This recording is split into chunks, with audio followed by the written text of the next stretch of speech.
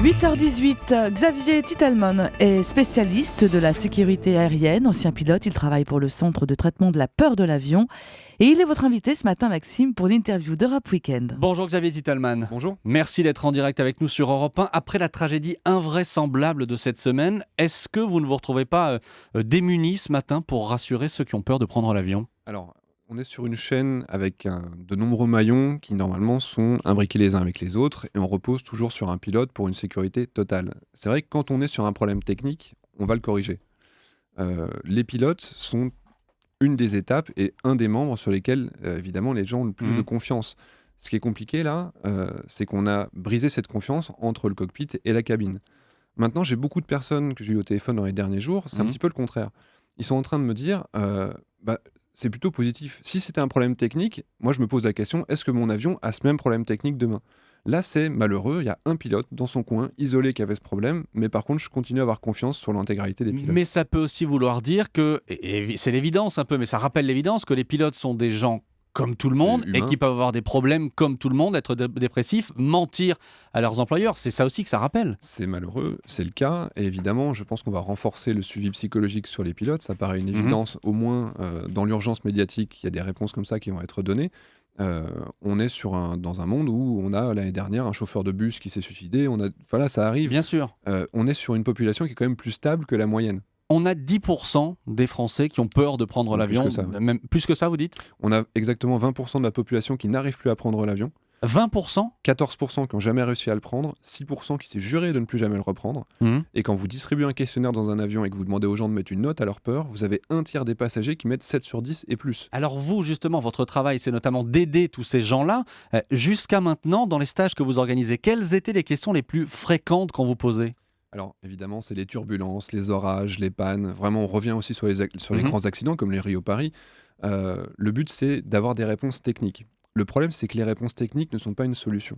Il faut avoir ces réponses, mais en gros, je parle à votre cortex, je parle à la partie raisonnée de votre cerveau qui connaît déjà les statistiques.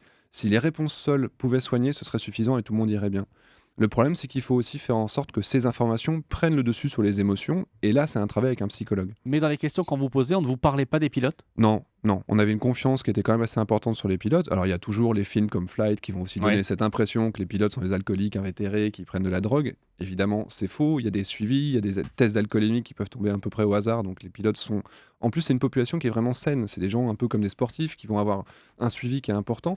Mais ces questions-là sur les pilotes, on vous les pose depuis l'accident de cette semaine ? On nous les pose beaucoup plus. Alors moi j'ai un blog de sécurité aérienne, c'est vrai qu'il y a un article est-ce qu'on peut faire confiance aux pilotes qui a été écrit il y a plus de 3 ans. C'est vrai que celui-là maintenant il est largement partagé, il est beaucoup plus lu. Donc c'est des questions qui se posent évidemment. L'argument de dire, et on vous a déjà entendu le dire, que l'avion est le moyen de transport le plus sûr, cet argument-là, même encore une fois s'il est vrai, on finit par avoir beaucoup de mal à l'intégrer, à l'entendre. Mais ce qui est d'autant plus paradoxal, c'est qu'on est sur une année où on a l'impression... Alors évidemment, on a eu 2 accidents en 3 mois. Mais si on prend un petit peu de recul, 2 accidents en 3 mois, 2 accidents sur 9 millions de vols, si on continue à ce rythme, on sera sur le meilleur score de l'histoire de l'aéronautique.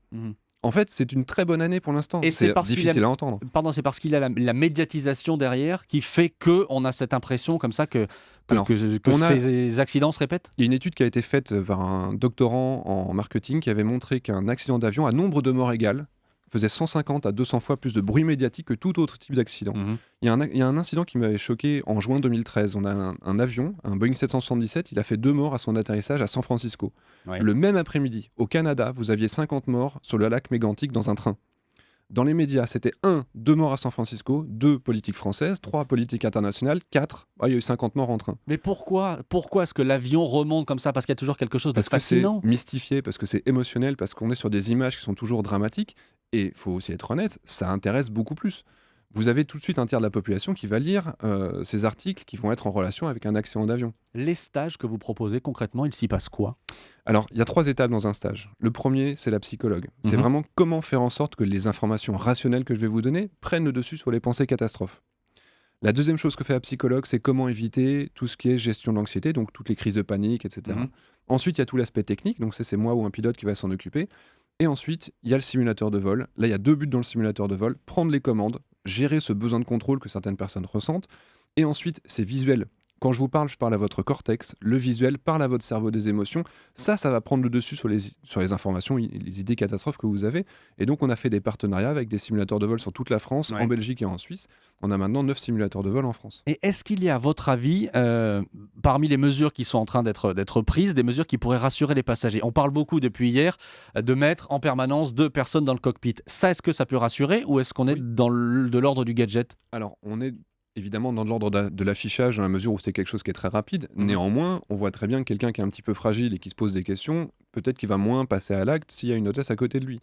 Le deuxième chose, c'est évidemment s'il y a un malaise du pilote qui reste dans son cockpit, c'est clairement une réponse. Donc on a un début de réponse. On est sur une situation où on ne va pas... voilà, il n'y a pas de solution absolue, si vous voulez. On est sur la moins mauvaise des réponses. Et son taux de fiabilité fait qu'effectivement, on est sur une situation qui est plutôt bonne. Alors, pas de réponse absolue, d'accord, mais est-ce que vous voyez d'autres mesures possibles, dont on n'aurait pas parlé ces derniers temps? Il y a un avion, le Boeing 787, qui a été réalisé après le 11 septembre. Cet avion inclut les toilettes directement dans le cockpit. Ça change tout. La compagnie United Airlines, de la même manière, après le 11 septembre, a modifié ses Boeing 767 pour mettre un sas 2 portes et justement pouvoir accéder aux toilettes sans sortir. On peut se dire que c'est peut-être une évolution qui est probable, envisageable en tout cas sur les avions, dans laquelle le pilote n'a plus jamais besoin de sortir de son cockpit, qui reste une forteresse. Sauf que je ne suis pas spécialiste, mais j'ai l'impression qu'une mesure comme celle-là, elle coûterait très cher. Alors, ne serait-ce que par le poids d'une porte supplémentaire blindée, effectivement, on rajoute du poids dans l'avion, donc du carburant. Maintenant, on est sur une sécurité avant le coup. C'est-à-dire que si ça coûte cher, mais que c'est une solution, elle sera appliquée, et si c'est une norme, elle sera appliquée partout. Il y a d'autres mesures encore que vous imaginez ? Alors, il y a beaucoup de solutions qui sont un petit peu avancées par beaucoup de monde qui me paraissent contre-productives. On imagine le fait de prendre les commandes de l'avion à distance pour pouvoir l'empêcher qu'il se crache. Non, évidemment, s'il y a une connexion de données extérieure, elle est piratable, donc ça peut rajouter du risque. J'entends aussi des gens qui vont me dire il faut que l'avion ait une sorte d'anti-collision. Il y a déjà des protections pour l'avion qui va refuser de se mettre en descente trop forte, qui va refuser de ralentir ou de faire des virages trop inclinés. Si on rajoute une situation où l'avion va empêcher ou va se mettre en remontée, en réalité, il est déjà arrivé que les informations perçues par le calculateur soient fausses. Auquel cas, l'avion se mettait tout seul en descente, et à ce moment-là, il faut bien que le pilote puisse reprendre la main, même sur ces situations-là. Donc c'est facile, ça se fait facilement pour un pilote, et donc on peut imaginer un système anti-collision, mais le pilote doit toujours pouvoir le déconnecter en réalité. Je ne suis pas sûr que vous ayez réussi à rassurer tout le monde. Pas tout le monde. Tous ceux qui ont du mal à prendre l'avion. Merci beaucoup Xavier Titelman. Merci. Je rappelle que vous êtes spécialiste de sécurité aérienne et vous travaillez pour le centre de traitement de la peur de l'avion. Et je ne suis pas pilote, je suis spécialisé en sécurité aérienne. Autant pour nous. J'étais navigateur aérien dans la Marine nationale. Voilà, c'est dit. Merci beaucoup. Merci d'être venu ce matin en direct sur Europe 1. Europe 1, il est 8h26.